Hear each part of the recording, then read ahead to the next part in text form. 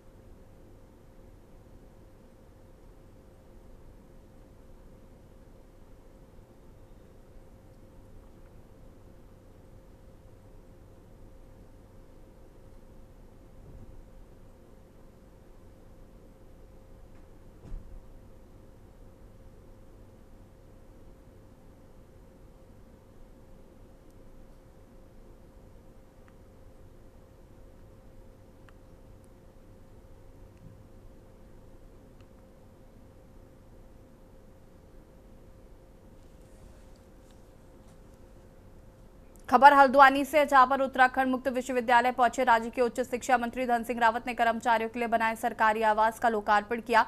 वहीं प्रोफेसर अन्य स्टाफ के लिए भी बना रहे आवासीय परिसर का भी उन्होंने निरीक्षण किया, जहां पर उन्होंने कार्य की गुणवत्ता को अच्छा पाया। उन्होंने पत्रकारों से बातचीत करते हुए बताया कि मुख्यमंत्री पुष्कर सिंह धामी और राज्यपाल से दीक्षांत समारोह में इसका लोकार्पण कराया जाएगा। उत्तराखंड मुक्त विश्वविद्यालय ने पूरे देश में नेट में B+ की श्रेणी में आ गया है और आने वाले समय में A+ की श्रेणी में लाना है। राज्य सरकार ने यहाँ के इंफ्रास्ट्रक्चर को मजबूत करने के लिए काफी पैसे दिए, जिससे यहाँ निर्माण के कार्य तेजी के साथ हो रहे हैं और शिक्षा का माहौल लगातार बेहतर हो रहा है। वहीं उन्होंने महत्वपूर्ण जानकारी देते हुए बताया कि सेना और अर्धसेना में तैनात जवान जो कि उच्च शिक्षा ग्रहण करना चाहते हैं, लेकिन किन्हीं कारणों से वो उच्च शिक्षा को ग्रहण नहीं कर पाते, ऐसे में उत्तराखंड मुक्त विद्यालय सेना के लोगों के साथ MOU साइन करने जा रहा है।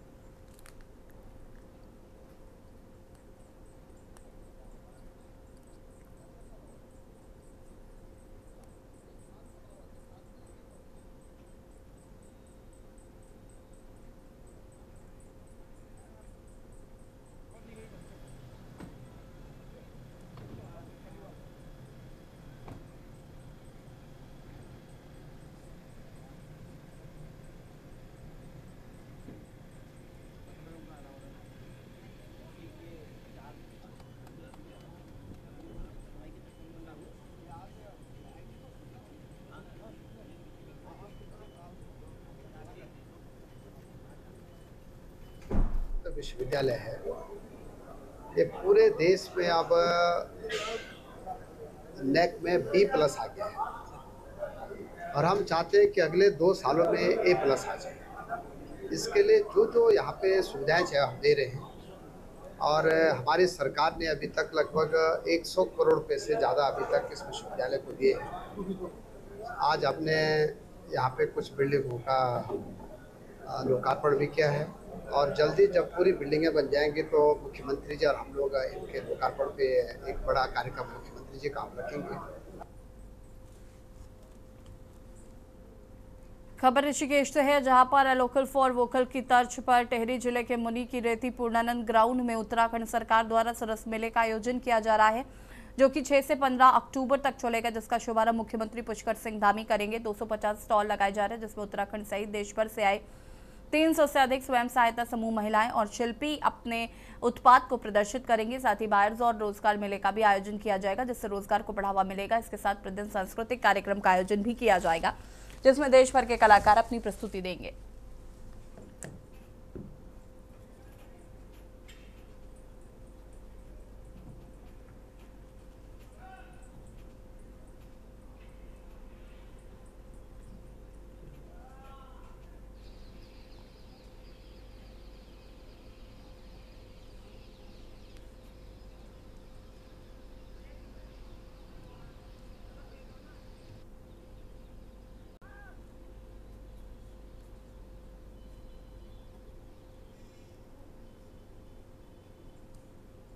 आप करते रहो काम करते रहो।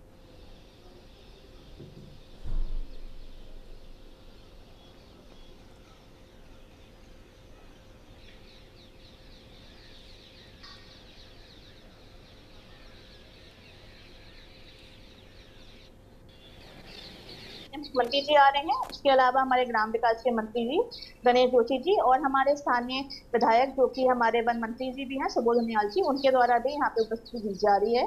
उसके अलावा टिहरी क्षेत्र के समस्त विधायक भी यहाँ पे उपस्थित होंगे और हमारे सारे नगर पालिका अध्यक्ष और ब्लॉक प्रमुख भी सरस मेले के इनॉग्रेशन में प्रतिभाग कर रहे हैं।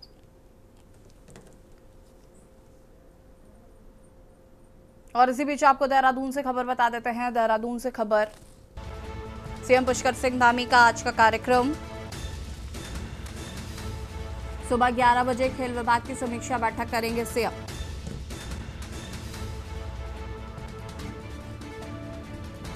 साढ़े 3 बजे सरस आजीविका मेला 2025 में होंगे शामिल।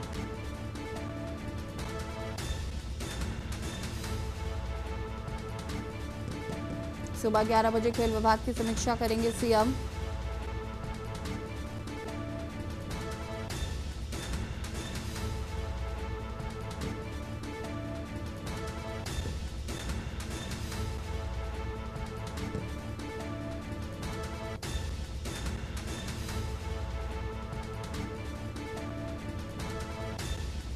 सीएम पुष्कर सिंह धामी के आज के कार्यक्रम आपको बता रहे हैं।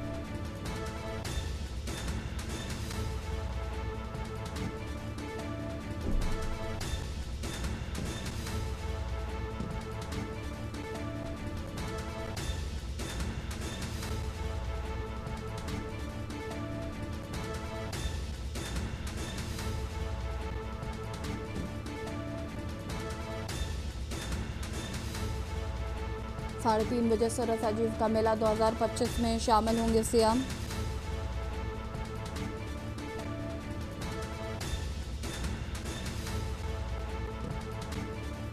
पूर्णानंद इंटर कॉलेज खेल मैदान में होगा कार्यक्रम।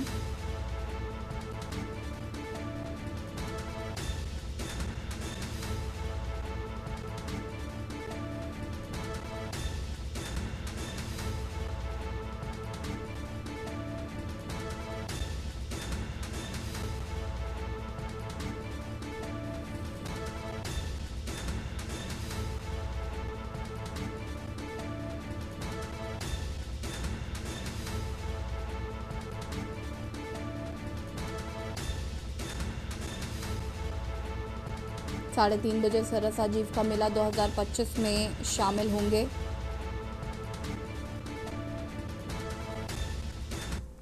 खबर नैनीताल से है, जहां पर विजयदशमी के अवसर पर नैनीताल में डीएसए मैदान में राष्ट्रीय स्वयंसेवक संघ विजयदशमी कार्यक्रम में शस्त्र पूजन करता है। संघ की स्थापना 1925 में विजयदशमी यानी दशहरा के दिन हुई थी। दशमी पर शस्त्र पूजन का विधान है। इस दौरान संघ के सदस्य विधान से शास्त्रों का पूजन किया। संघ के 100 दिवस कार्यक्रम को हर्ष और उल्लास के साथ मनाया गया। समारोह के दौरान शस्त्रों की पूजा के पश्चात संचलन के साथ ही देश की अखंडता व सुरक्षा के लिए प्रार्थना की गई। राष्ट्रीय संघ सेवक के राजेश जोशी ने कहा कि आयोजन का उद्देश्य न केवल हमारी सांस्कृतिक विरासत को सहेजना का है, बल्कि समाज में एकता और जागरूकता का संदेश देना है। उन्होंने कहा, शस्त्र पूजा इसलिए भी की जाती है कि हमें याद रहे कि जब कभी हमारे ऊपर संकट आता है, शस्त्र ही उससे निजात दिलाते हैं।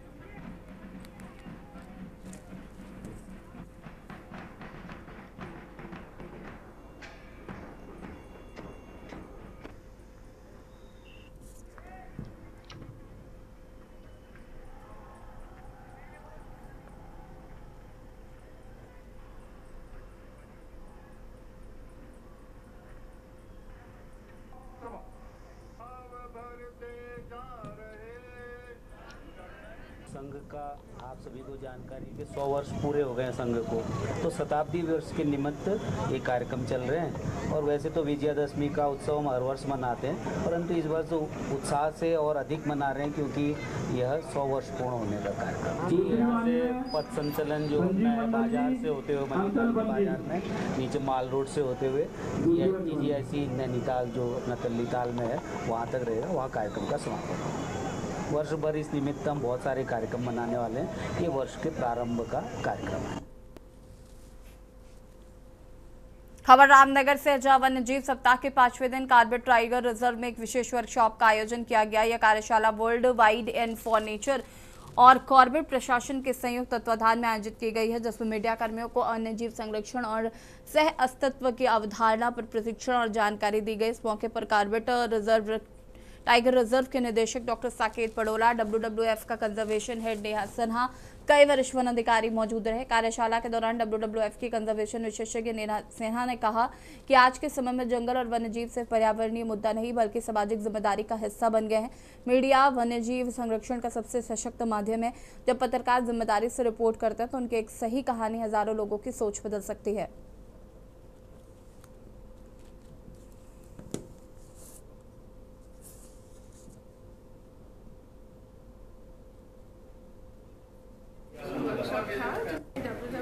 फॉरेस्ट डिपार्टमेंट लोकल मीडिया से मिले और इसमें हमने मीडिया से सुझाव लिए कंजर्वेशन को बेहतर करने के लिए, और मीडिया से ये भी सुझाव दिए कि मीडिया कवरेज को हम कैसे बेहतर कर सकते हैं। Thank you.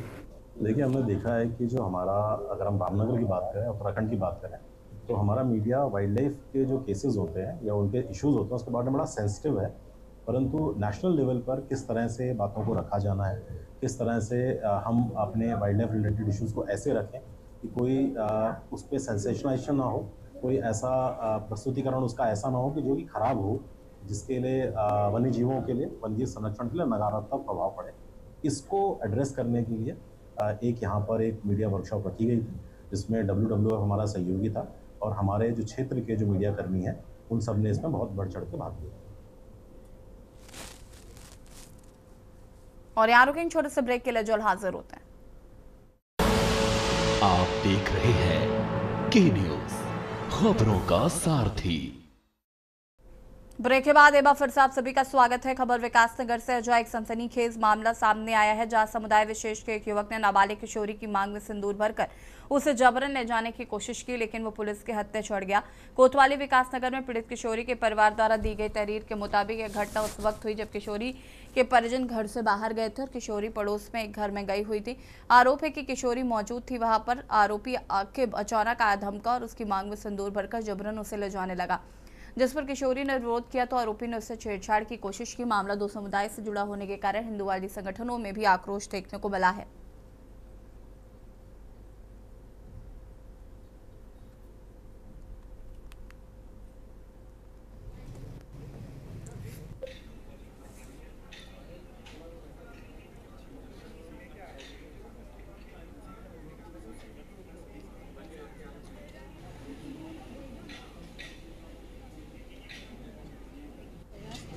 मैं रात की ड्यूटी से आया था, सोया था, तो वहाँ से मेरे बड़े भाई आए तो उन्होंने बोला कि बाहर आ, बोल के बाहर आया मैं, तो वहाँ पता चला कि वहाँ ज़बरदस्ती कर रहा था वो मेरी बहन के साथ कि ऐसा वैसा। तो मेरी दीदी और ने भी बचाया, वो लेके जा रहा था खेत के साइड। तो फिर उतने में मैं पहुँचा, फिर पहुँचने के बाद मेरे उसके साथ हाथापाई हो गया। फिर मैंने बाद में बोला क्या क्या हुआ, फिर मैंने गाँव वालों को बुलाया, उनको बुलाया, फिर उन्होंने पुलिस वालों को बुलाया, बजरंग दल वालों को फ़ोन करा तो उनको यहाँ पर लेके आए। तो बस मेरा तो इतना कहना है कि आगे से ना हो ऐसा किसी के साथ, उसको जितना भी हो उतना कड़ी से कड़ी सज़ा मिलनी चाहिए इसे। मामला बड़ा गंभीर है, मामला बड़ा चिंताजनक है। एक हमारी छोटी बच्ची, नाबालिग बच्ची, 15 साल की बच्ची को घर से उठाने की कोशिश की गई, एक जिहादी द्वारा। 15 साल की बच्ची को जब उसके माता पिता घर पर नहीं थे, वो पड़ोस में खेलने के लिए गई हुई थी, तो वहां से एक जिहादी ने उसको उठाया और खेतों में भागने लगा। वो तो बिटिया समय रहते चिल्ला गई, वरना स्थिति क्या होती। तो ऐसे जिहादी के खिलाफ ये परिवार तहरीर देना है, परिवार ने हमसे संपर्क किया है। देखिए, इसमें जो है एक शिकायत हमारे पास आई है जिसमें एक नाबालिग महिला के साथ में उसको ज़बरदस्ती घर से उठाकर ले जाकर उसकी मांग में सिंदूर भरने और उससे शादी करने की बात के लिए ज़बरदस्ती करने की बात आई है, जिसमें जो है मेरे द्वारा यहाँ पर मुकदमा लिखा गया है और उसमें हम विधिक कार्रवाई कर रहे हैं। आपने प्रथम दृष्टि क्या लगता है पूरा मामला? देखिए, अभी मेरे पास FIR आया है, विवेचना स्टार्ट करेंगे। हमारे जो महिला सब इंस्पेक्टर है, क्योंकि नाबालिग महिला का इसमें मामला है, विवेचना जैसे प्रगति पर आती है तो आपको 1 से 2 दिन में जो भी प्रगति की हो आपको बता दें।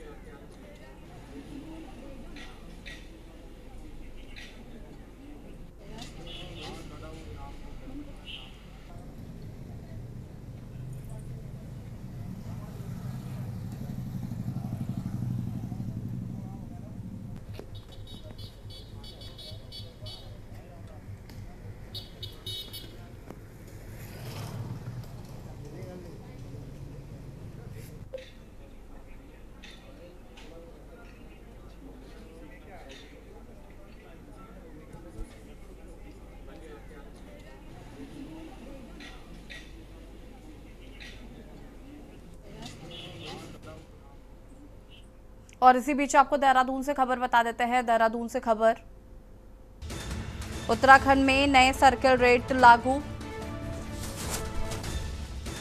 22% तक बढ़ोतरी, अब महंगा होगा जमीन खरीदना। सरकार का राजस्व बढ़ने की संभावना तेज।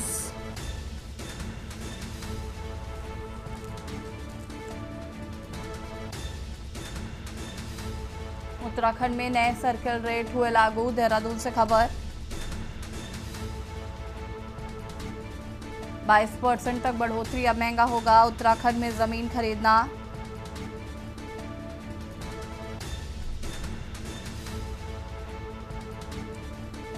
दो साल पहले भी बढ़े थे सर्किल रेट।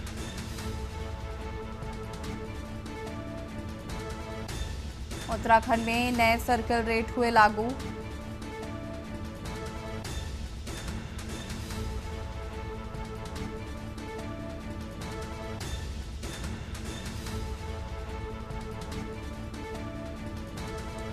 दो साल पहले भी बढ़े थे सर्किल रेट।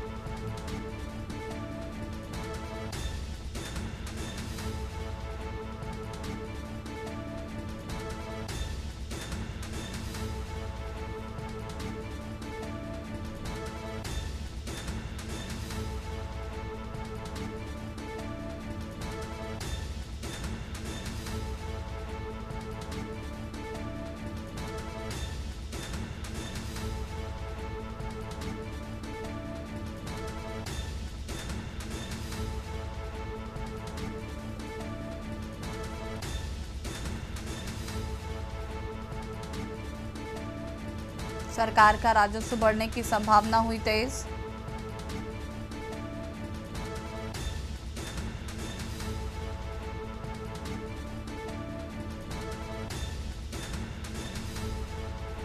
उत्तराखंड में नए लागू हुए नए सर्कल रेट।